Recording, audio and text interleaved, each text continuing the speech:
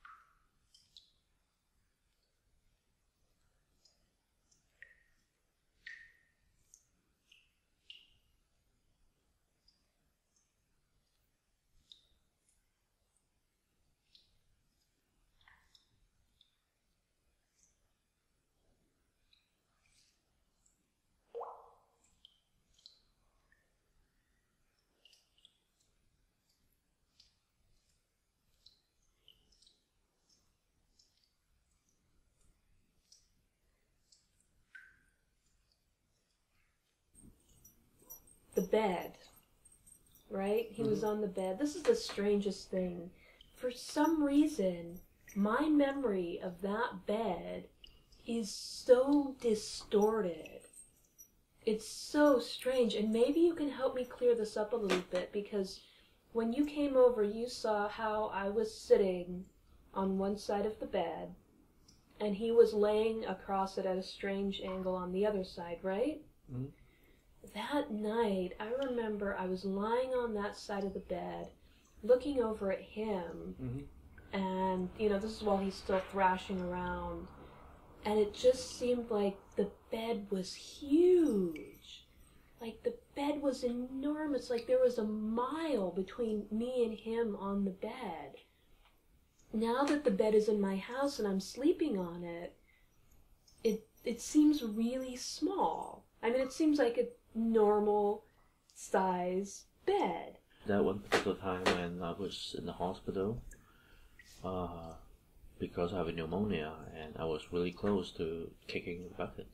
And even though the bed was small, I remember, my father sitting next to it, but it really feel like he is almost like he is on the other side of the ocean. It was that far away, even though he is only like 3 feet away from bed, sitting there.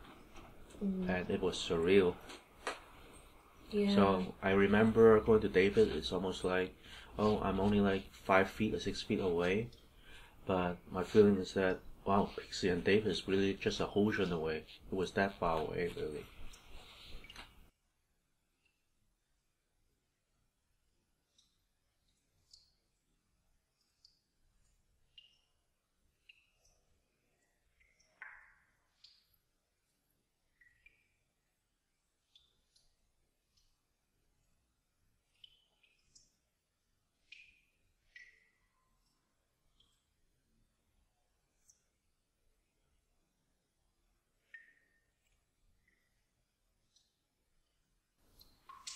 The thing that the whole death interaction and the life interaction, this artistic process is really fascinating.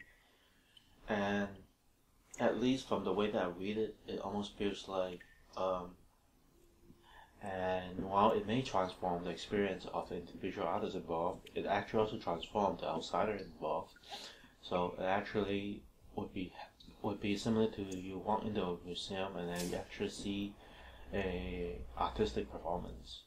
And even though it is about death, quite serious a matter, you can also look at it artistically, which is quite fascinating. I think I need to stop. You need to stop? Yeah, I need to stop.